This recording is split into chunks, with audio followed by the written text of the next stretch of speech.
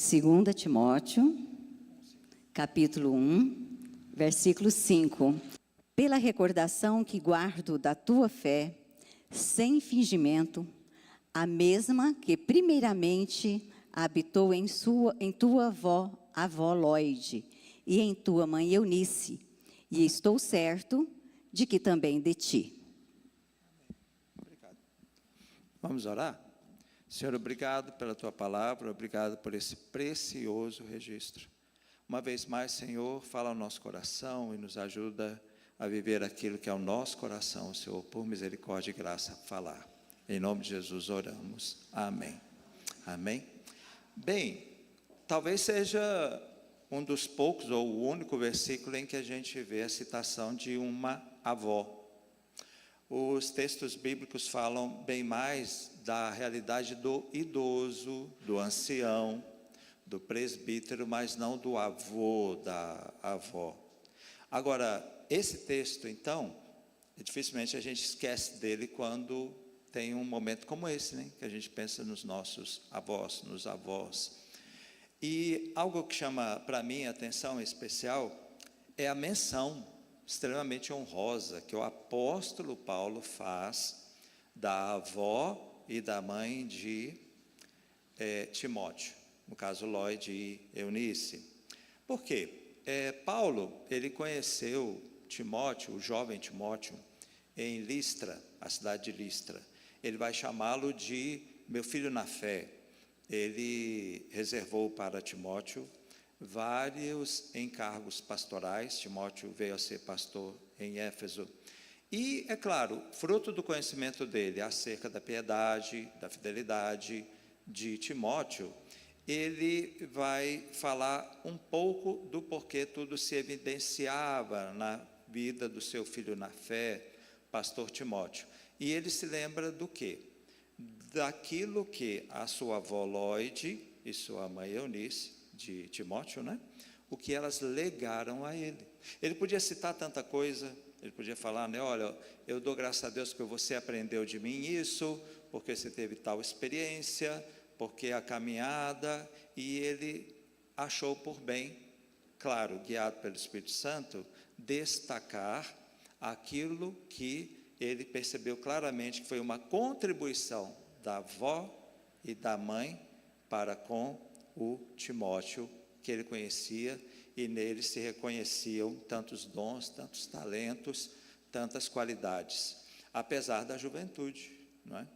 E é claro que nós que somos avós, eu sou avô, eu tenho uma netinha de 3 anos, que é a Emily, e um netinho de 1 ano e pouco, que é o Logan. E nós que somos avós, nós estamos vivendo o processo de ser avô. E quando você tem netos tão pequenos, você não imagina como será quando eles se tornarem adultos, né?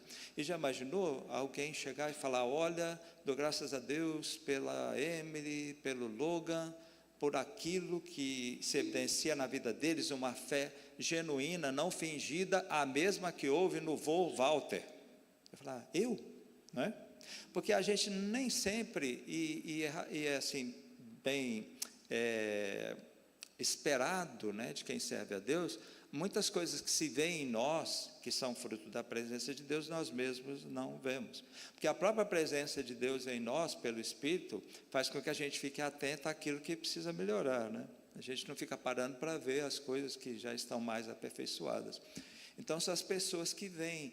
Então, quaisquer de nós que somos avós, gostaríamos de um dia poder receber, né, uma menção como essa, não para a nossa glória, mas para a glória de Deus. Era a gente olhar para trás e poder dizer assim, ah, que bom, então Deus me ajudou que eu pude honrá-lo sendo avô.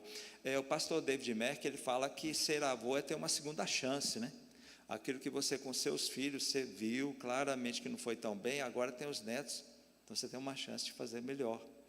Agora veja só, aquilo que mereceu uma menção por parte de Paulo, acerca de Loide como avó, certamente não foi algo assim que ela fez sem perceber, foi intencional. Ela teve a intenção de legar ao seu neto Timóteo aquilo que da parte do Senhor ela tinha conhecido. E isso implica, queridos, em esforço, em dedicação. Isso implica em algum tipo de sofrimento, desgaste, esforço, cansaço. E no passar dos anos, eu tenho conhecido que a liderança das nossas igrejas, e graças a Deus por isso, tem se esforçado para despertar os pais acerca da responsabilidade deles para com a formação cristã dos seus filhos, né? Conforme Efésios diz, capítulo 6, né? Não provoqueis seus filhos a ira, mas criai-nos na disciplina e na admoestação do Senhor. Então, é uma palavra muito clara, um imperativo para com o pai, que é compartilhado com a mãe, na condução dos filhos. Por quê? Porque os pais, em regra, são jovens, estão envolvidos em muita coisa, tem a carreira, tem o trabalho, tem a parte de prover e tanta coisa mais, e eles muitas vezes se ocupam de apresentar explicações, porque não estão fazendo o que a Bíblia diz que eles têm que fazer com os filhos, né, da forma que eles entendem seria adequada, e a Bíblia mostra, né? Eles apresentam culpados, é por isso, por aquilo. Eles costumam terceirizar, né? É porque eu tenho deixado isso por conta da escola dominical, ou eu tenho deixado... Então, é uma luta com relação aos pais.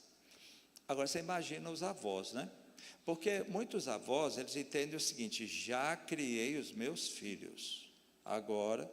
Porque tem um aspecto muito interessante, até em particular com relação ao Distrito Federal. Aqui nós temos muitos funcionários públicos, e muitos, quando passam no concurso, já fazem a conta para ver quando é a aposentadoria, né? Então a pessoa trabalha, já vai olhando ali, já vai planejando. E essa expectativa da aposentadoria é para quê? Para ela abrir um negócio novo? Normalmente não é para ela descansar, não é?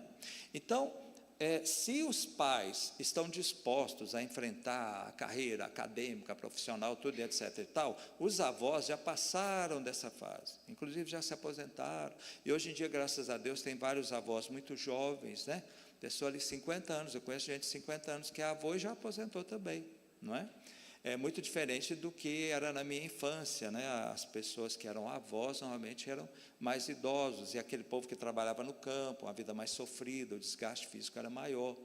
Então, o que ocorre? Você tem o desafio de conscientizar os pais, e a Bíblia nos chama também a conscientizarmos os avós, para que eles não olhem para a aposentadoria como um tempo de descanso, e a isso se apeguem de uma forma, às vezes, até obsessiva, né? Porque tem aquele pessoal que aposentou. Eu tenho um amigo que ele se aposentou, ele tinha 50 e poucos anos, ele se aposentou. Eu falei: e aí, o que você vai fazer agora? Primeiro ano aposentado. Ele: nada. Eu falei: nada? Como assim? Nada é muita coisa, né? Ele: nada, eu não vou fazer nada. Eu falei: então quer dizer que todo dia você vai acordar com aquela concentração, né? Eu tenho que ficar muito atento, porque eu não posso fazer nada, não é? E eu falei: mas se eu te chamar para fazer tal coisa, eu não vou, eu vou ficar um ano sem fazer nada, não é? E tem pessoas assim mesmo, até porque, quando a gente fala de netos, existe a cultura popular. Paulo disse, né, não vos conformeis com o presente século, né? E o presente século, ele é muito sutil em algumas das afirmações, as quais às vezes a gente repete. Por exemplo, netos são a sobremesa da vida. Gente, sobremesa, por definição, é algo que você vai participar ali, né, sem nenhum esforço, né? E é algo saboroso e normalmente doce. Então, assim, é tudo de bom. Não tem se a sobremesa tiver alguma coisa assim que não é legal, não é sobremesa. Ou então é porque a sobremesa ficou muito perto da comida e passou um negócio para outro, entendeu? Você não espera alface na sobremesa, você não espera, sabe, legumes, essas coisas. Você está ali só sobremesa, né? Tem uma outra afirmação que diz o seguinte, que os netos são a última paixão de um homem. Eu até concordo, porque a minha esposa, o que eu nutro por ela, já no passar de décadas, é amor amadurecido. Agora o neto, se você não se cuidar, é paixão mesmo. É paixão, entendeu? Você vê que aquele pequeno ser te leva só com aquele sorrisinho, e ele sabe disso, sabe? Vou, aí adeus, entendeu? Adeus. O Logan, ele tem 1 ano e 3 meses. Eu estava sentado no sofá e ele já sabe que eu não enxergo, porque o povo fica assim, fala, você sabe que o vovô não enxerga? Eu falo, fica quieto que ele já vai perceber. Quanto mais tempo ele demorar, melhor, né? E o Logan é louco com celular, e os pais não deixam, né? Eu estou sentado no sofá e de repente eu senti alguma coisa assim. Ele veio, ele tirou o celular do meu bolso e saiu andando, entendeu? Então, conclusão, essa ideia de última paixão, mas olha aqui, paixão por definição é passageira, ela é intensa, mas é passageira. Então é aquela coisa assim, que você se apega aos netos, mas o compromisso do amor parece que não chega, né? E tem aquela história, ser avô é bom demais, né? Porque a gente pega a criança, a hora que dá problema, a gente devolve para a mãe. Será? Porque os avós aqui ali são chamados a ajudar, não é? Ora, se você foi ajudar e na primeira dificuldade você devolve, você não é mais chamado para ajudar, né? Vamos ter que arrumar outra pessoa. Então, e tem uma que é bem grosseira, né? Mas tem alguma razão de ser, né? O pastor David Merck a usa, não sei se ele é americano e ele não percebeu quanto ela é grosseira. Ele fala assim que como é que é? O avô é o burro que o filho amansou para o neto montar. Entendeu? Assim, tem um fundo de verdade, mas eu acho muito carregadas as palavras, né? Porque chamar a gente de burro é um pouco demais, né? Agora, se você vê uma criança nas minhas costas, aí você pensa, é aquele dito. Então, o que ocorre? Os avós são colocados nisso, mas a Bíblia não. A Bíblia não. Assim, para alguns, o texto bíblico que eu vou pedir para a Ana ler, ela pode até ler de onde ela está, fica à vontade, ou se quiser vir aqui, fica à vontade. Esse trecho bíblico, para alguns, é uma afirmação, está vendo? Eu estou na direção certa. Para outros pode assim, não, mas não é possível. Quer dizer que tem isso na Bíblia, né? É algo que o texto bíblico deixa muito claro com relação aos avós, com relação aos seus netos, em termos de compromisso. Olha só, pedi a Ana para ler, é só mais essa leitura. Isso, Deuteronômio 4:9. Marcado na Bíblia. Vai colocar ali? O Lucas está colocando, não? Tão somente guarda-te a ti mesmo e guarda bem a tua alma, que te não esqueças daquelas coisas que os teus olhos têm visto, e se não apartem do teu coração todos os dias da tua vida, e os farei saber a teus filhos e aos filhos de teus filhos. Obrigado. Aos teus filhos, aí você que achou que o trabalho acabou, e aos filhos dos teus filhos. Aí você fala, meu Deus, e minha aposentadoria, meus dias de descanso, não é? Veja só, depende como você vê as coisas. Se você vê essa comissão santa da palavra com relação aos seus netos como um trabalho, aí realmente, né? Até porque você vai pensar, trabalho é igual a fadiga, é igual a esforço, é igual a... Agora, se você vê como privilégio, quem teve a alegria de ver os filhos fazendo profissão de fé, não é? Batismo, estando servindo ao Senhor, aí você fala assim, pois é, mas isso não se repete, né? Aí de repente você fala, opa, temos mais gente aqui, vamos investir nessas vidinhas, para um dia nós testemunharmos essas criaturinhas lá, dando profissão de fé, é alegria renovada, é privilégio que Deus nos dá, até porque, como nós sabemos, a igreja que eu congrego, a Presbiteriana de Brasília, tem muitas pessoas com 80 anos, vários irmãos, e já tem a turma dos 90. Então, nós estamos tendo fácil na igreja hoje, 4 gerações, facinho, né? Se eu pensar aqui, o Logan tem 1 ano, não é? O Vitor fez 30 ontem, eu tenho 57, meu sogro tem 90, e minha sogra tem 81. Não é? Minha mãe 86, as 4 estão ali, facinho. Dava para ser 5, era só ajustar, né? Isso é desafiante para nós. Agora, qual o benefício para os netos? Eu, na minha geração, nem sempre, por exemplo, eu não conhecia a minha avó materna, não é? A minha esposa, a Jane, ela não conheceu os avós paternos, então, às vezes, a gente não tinha convivência com os avós, ou era curta. Agora, não. Você pode conviver com seus avós por décadas e pode ser alvo daquilo que Deus quer fazer através da vida deles em você.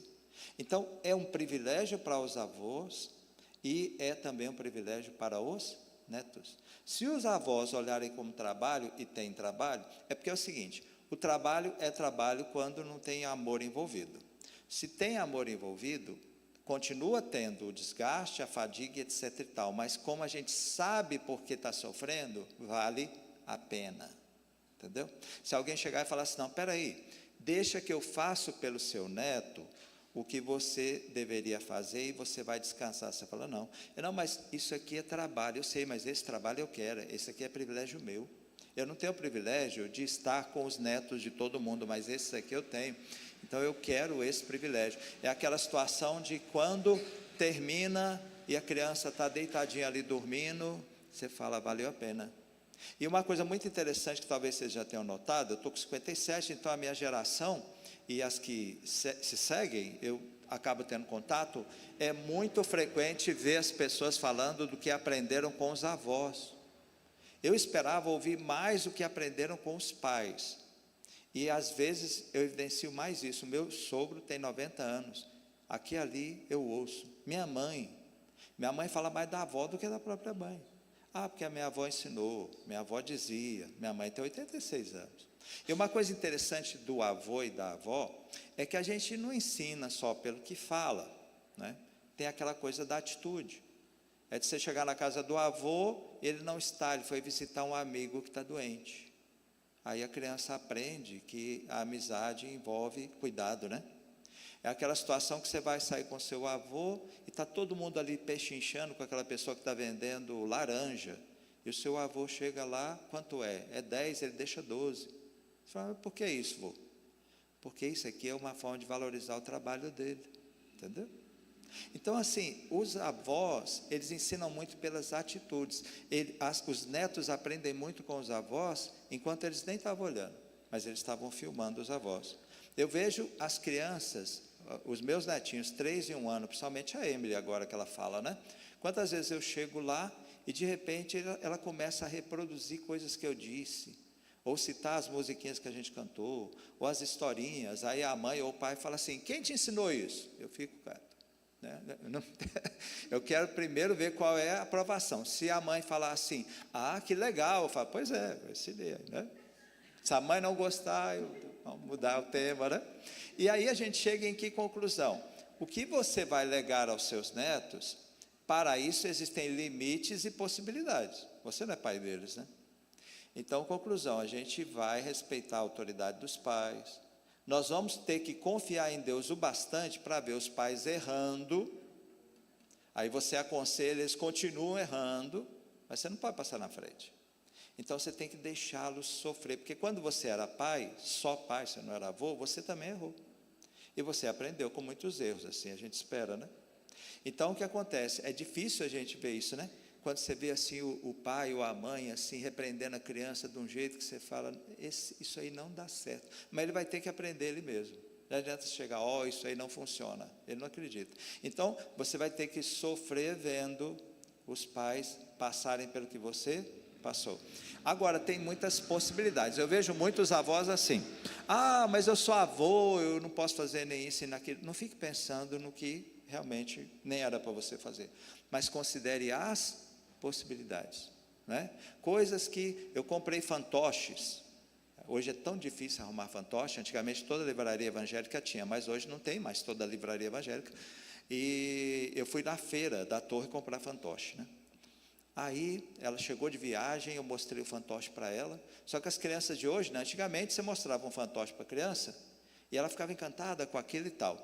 Aí depois de uns 5 minutos que eu fiquei falando com o fantoche, ela falou, agora eu. Falei, como agora eu? Aí ela pegou da minha mão, botou na mão dela e começou a falar. Falei, não, isso aí sou eu. Entendeu? Então, considere as possibilidades. O inimigo vai querer que você veja os limites. Aí você fica chateado com os pais, porque os pais limitaram, porque os pais cercearam.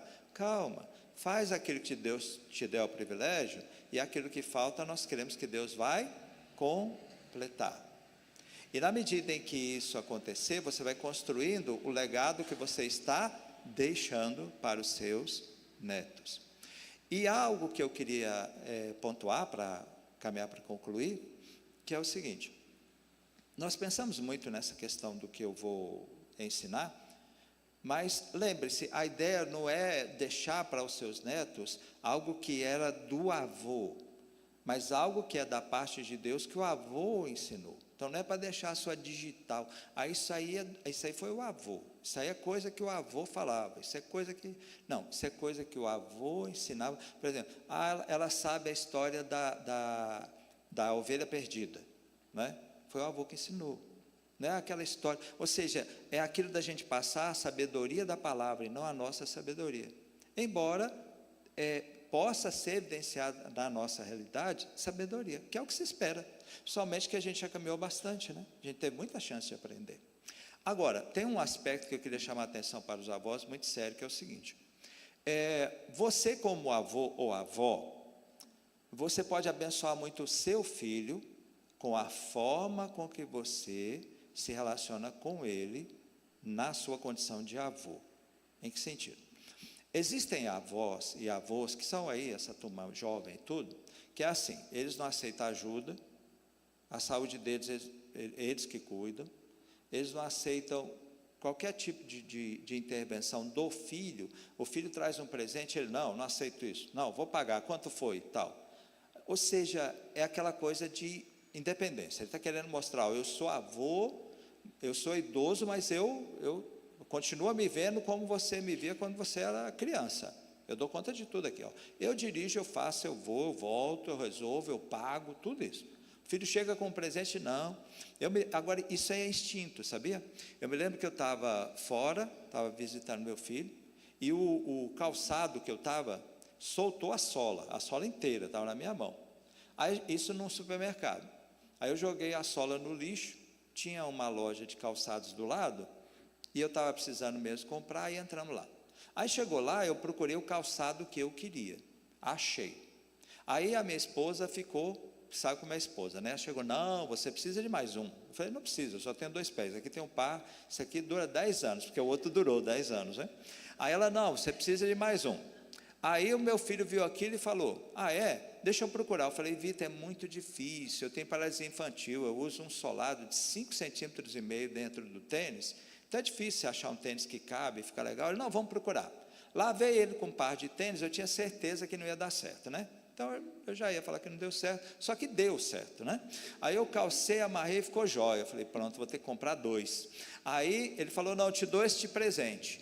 Eu estava abaixado, amarrando o cardaço. Eu estava pronto para levantar e falar, não, você não vai pagar isso não. Interessante que no que eu ia me levantando, sabe que você se sentia assim, porque você é bom demais para receber um presente do seu filho, é isso? Aí eu falei, não sou não. Aí eu levantei assim, então obrigado, entendeu? Obrigado. Por quê? Porque quando a gente não se deixa cuidar pelos filhos, nós estamos ensinando aos netos o quê? O seu pai, quando ficar idoso, não precisa fazer nada por ele não precisa. Porque está vendo eu sou um avô que não precisa nada, eu nem presente aceito. Ora, com relação à velhice, o que a Bíblia diz? Entre outras coisas, qual é o cuidado de Deus para a nossa velhice? Você vai lá, Salmo 127. Aquele que enche de flechas a sua aljava. No dia em que ele for apresentado diante do tribunal, e houver oposição a ele, quem que vai aparecer? Ele não vai aparecer sozinho, vai aparecer com seus filhos que vão defendê-lo. Então, veja bem, então Deus planeja o cuidado para aquela pessoa. Na juventude, ele encheu de flechas a sua aljava. Na velhice, aquelas flechas vão ser sua defesa. Aí, o dia que acontece a situação, ele está fragilizado, ele precisa de defesa, aparecem as flechas, ele dispensa. Não, isso aqui eu mato no peito. Manda essas flechas embora. Como assim? Então, conclusão, quando você não se deixa cuidar, quando você não aceita um presente, você não aceita uma ajuda, você não aceita uma honra, você não aceita uma distinção, né? Às vezes eu já vi gente assim, não, meu pai, não, mentira, o que ele está falando aí? Não, nunca fui isso. Como não? Porque tem aquela situação da humildade, né?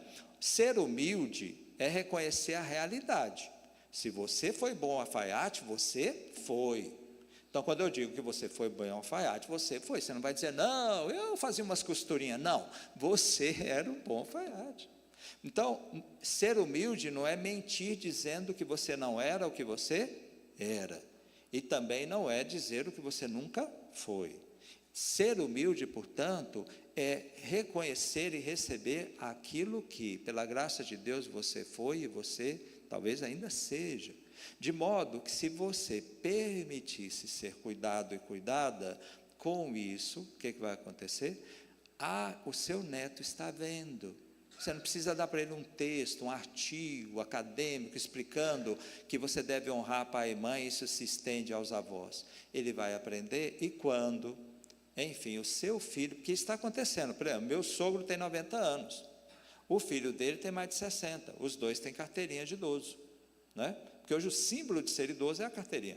Se você não tem a carteirinha, você não é idoso. Mas se você é idoso, os idosos estão muito assim, né? Eles fazem 60 anos, no outro dia cedo ele está lá pegando a carteirinha e botando no Facebook, no Instagram, essas coisas todas, que é o símbolo.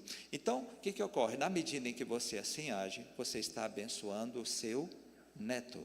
E nós não estamos pedindo para você ser artificial, nada disso. Apenas aceite o cuidado de Deus através dos seus filhos, para que não seja aquelas situações que a gente já ouviu tanto, de filhos que fazem, eu quero ajudar, mas ele não aceita o cuidado do Senhor.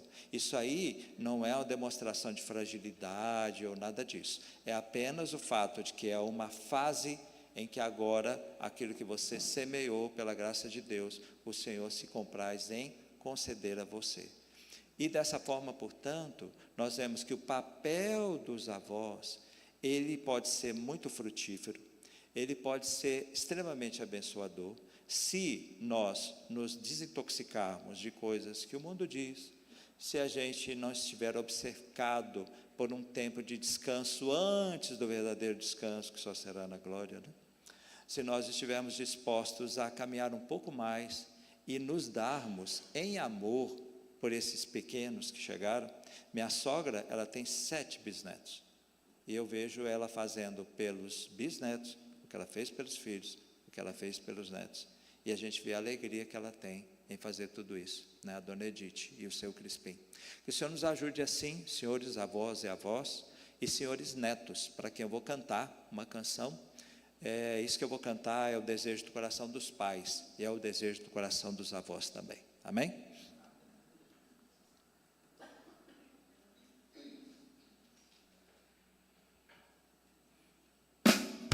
Palavras de Salomão,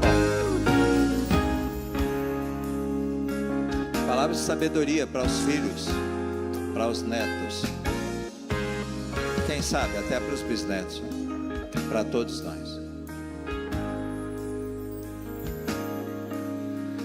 Filho meu, não te esqueças dos meus ensinos, no coração guarde sempre os mandamentos, pois eles aumentarão os teus dias e te darão vida longa e paz. No Senhor confies de todo o coração, não te apoies em teu próprio entendimento, aos teus olhos não seja sábio, teme ao Senhor e evite o mal, e acharás graça e compreensão diante de Deus e dos homens. Seguro então serás em todo o teu caminhar, pois o Senhor guardará teus pés de tropeçar. Filho meu, não te esqueças dos meus ensinos. No coração, guarde sempre os mandamentos,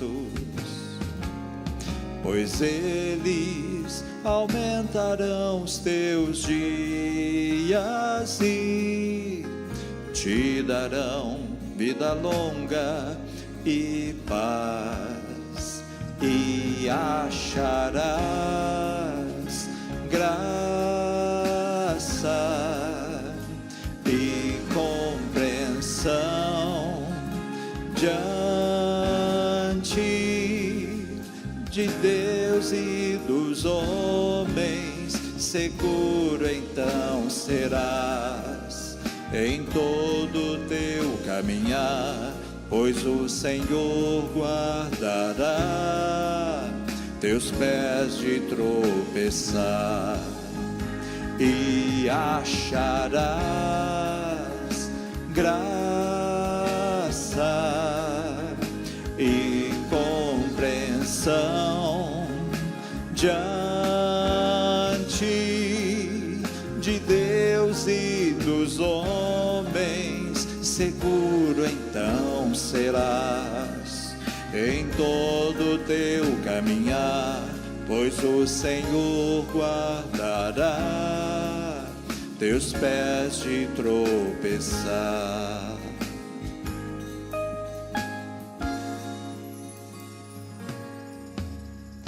Filho meu, não te esqueças dos meus ensinos. Vamos orar? Senhor, obrigado de coração, falando em nome de nós que somos avós, pelo privilégio de termos vivido bastante para conhecermos nossos netos. Obrigado, Senhor amado, pelo milagre que é ver o Senhor honrando a Tua palavra, considerando, Senhor amado, o que o Senhor nos orientou a fazer e conduzindo nossas gerações conforme a fidelidade que o Senhor espera com relação à Tua palavra e a Ti mesmo, Senhor. Assim, pensamos nos nossos avós que creram e confiaram no Senhor, nos nossos pais, em nós, e vemos, Senhor amado, os netos, enfim, geração após geração. O que vimos e aprendemos e o que nos contaram os nossos pais, nós temos procurado não encobrir aos nossos filhos. Estamos dedicados, Senhor amado, a diligentemente anunciar às vindouras gerações os louvores do Senhor e o seu poder e as maravilhas que fez. E nesse sentido nos sentimos muito privilegiados, que por todos os dias da nossa vida, se ainda conhecemos bisnetos, nos ajuda, Senhor, a fazer de novo e de novo, sempre com alegria, dar-nos força e vigor. E ainda que essa falte, Senhor amado, e seja difícil dar a nossa contribuição, sabemos, Senhor amado, que há algo que até aqueles netos ou filhos que não querem ouvir, entendemos e temos convicção. O Senhor ouve, que é a nossa oração. Que sejamos avós conhecidos por orar pelos nossos netos, pelos nossos filhos, não só os biológicos, aqueles que, Senhor amado, são do coração, e são da fé, e são da família do Senhor. Que sejamos conhecidos, Senhor amado, não só por cabelos brancos, por experiências e histórias que temos para contar, mas por um compromisso de oração firme. Esse privilégio, Senhor amado, nós temos. Vivemos o bastante para saber que o Senhor, por misericórdia, atende a oração.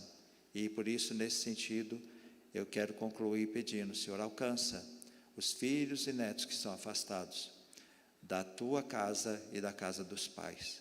Vai e alcança, Senhor. Eles não têm como apagar da memória tudo que aprenderam, como disse Salomão. Eles ainda que se esforcem, Senhor amado, eles não poderão. O que esperamos é o dia que o Senhor vai avivar essa palavra no coração deles e fazê-los perceber o quanto precisam de Ti. E até que esse dia chegue, Senhor, preserve-os, para que eles não se firam muito longe da Tua casa. Para quando chegarem, Senhor amado, tenham do Senhor ainda a possibilidade e o tempo e o vigor para poder Te servir por muitos anos. Assim oramos, esperando nas Suas ricas promessas. Em nome de Jesus, amém.